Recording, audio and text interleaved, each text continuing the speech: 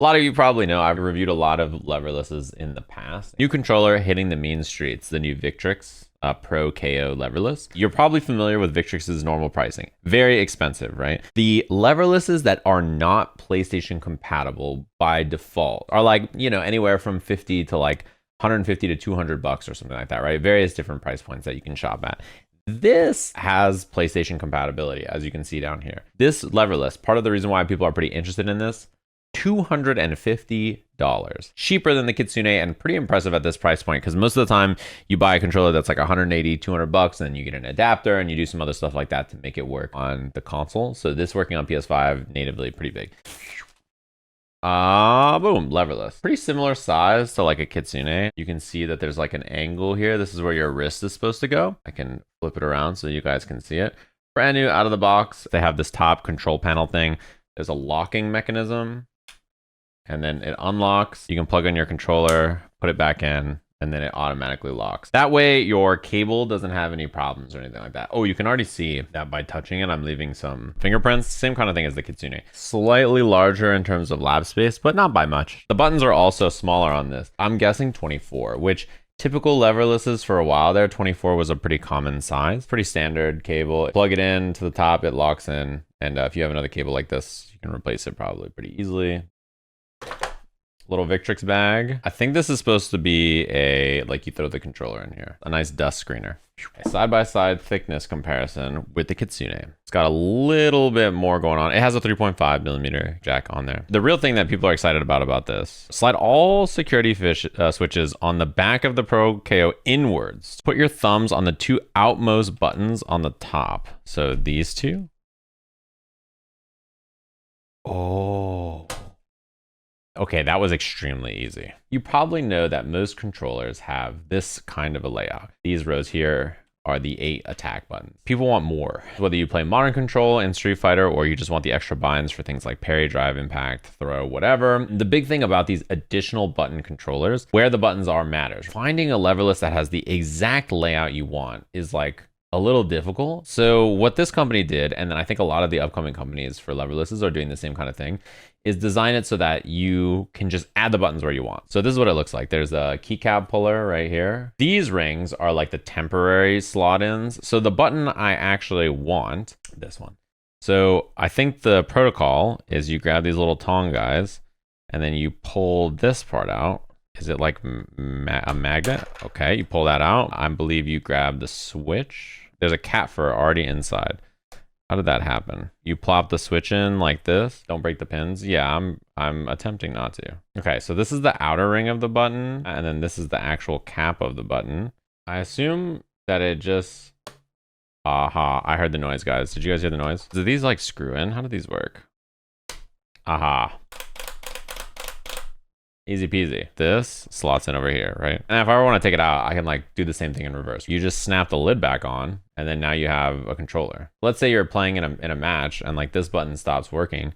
You can just crack the lid on this, and you have spare buttons and switches in here. And I have an extra button leverless controller that has the thumb button I like, and doesn't have any additional buttons I don't want. Before I even play on it, my biggest thing is, I wish these buttons were bigger. The Kitsune buttons, as you can see, are like quite a bit bigger. Like these are fatter than this counting the ring. And the buttons themselves, if you guys want to hear what they sound like, I can ASMR.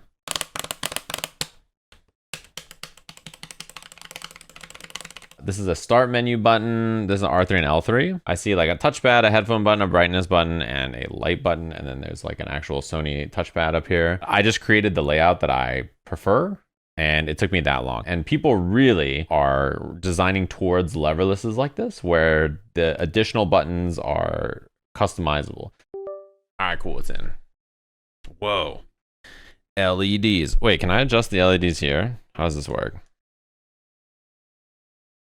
Okay, there's purple. There's like blue. I guess this is like strobing blue and other colors, maybe. This is the colors. This is real life. Okay. Oh, you can change the colors. So if you like this color, there you go. Yeah, this is how I parry usually. I use my thumb. And the reason I use my thumb to parry like this, my hands are like this instead of doing this to try to parry.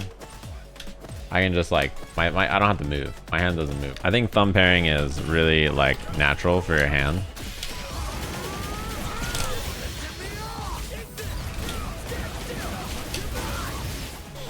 Pretty nice. I think smaller buttons though feel a little like scrambly in there. Like I don't know how to describe it. It feels very like scrappy in this region. Like I don't have as much space as I would maybe prefer. This size for me is not the end of the world, but it could be a deal breaker for some people. And then the features on this are really nice. Like having select, L3, R3, a touchpad over here, which some people really want a touchpad on their controller. And then locking commands for like the stuff. So this will lock it so that I can't reset the game. And if I slide this little nub down, I can reset the game now. I imagine the room for customization for buttons outside of switches is probably not big, right? Because they have this like custom like housing solution. So that's probably the big problem. Although if you're someone with some know-how, you can probably do some kind of like 3D printing solution to like make it work. This is a buffered super on Leverless. You hold down and then you do this. These two. And then when you hit a button, it gives you super. Same thing with how you do SOC DP on this. Instead of doing like forward, down, down, forward, like that, or you know, that kind of an input. I do forward, and then you can do down plus forward, and then punch. You should just find something that suits your needs, right? Like, why listen to me about what's most comfortable if you're like, my hands work like this, and this is the most comfortable thing, you know? Like, if you're like, oh, you know what the most comfortable thing is? It's this. Then like, bro, get that shit. Anyway, this thing's pretty cool. Would I say if you own something like this, do you need to buy this one? Probably not, unless it's got something that you really want and like you're like, dude, finally the controller with the feature I absolutely needed is out, right? But if you have like a Leverless that you enjoy that's already good for you, you probably don't need it, right? I personally really like this kind of like shape and this really like this thickness. I do not like the super small controllers that were really popular for a long time. I really like the extra buttons, particularly this thumb button here to me is like premium real estate. This will be the one I'm playing on for the immediate future, just to like see if I like it after using it for a while. I'm pretty used to using bigger buttons because of the Kitsune, but you know, I'll try to get used to the small buttons, see how I feel. But there's like a million Leverless options on the market. I think this style of like drilled in, you can hot swap is genius. And I think that other companies will try to do stuff like this because this is like way less effort than like when you have something like the hot. Here's one with one extra button here. Here's one with one extra button here. Here's one with one extra button here. It's like way more work then like, why don't you just print something like this? The Hori one, we were looking at it literally the other day. It has the same kind of idea. It's supposed to come out next month, but as you can see, release February 2025, it's got the same thing here. So the movement buttons are the 4 blue ones, and then it has 3 little spots where you can like pop buttons out. That controller is not PlayStation compatible by default. It's $100 PC only. Pretty reasonable price point, but you don't have PlayStation compatibility, so that is gonna matter.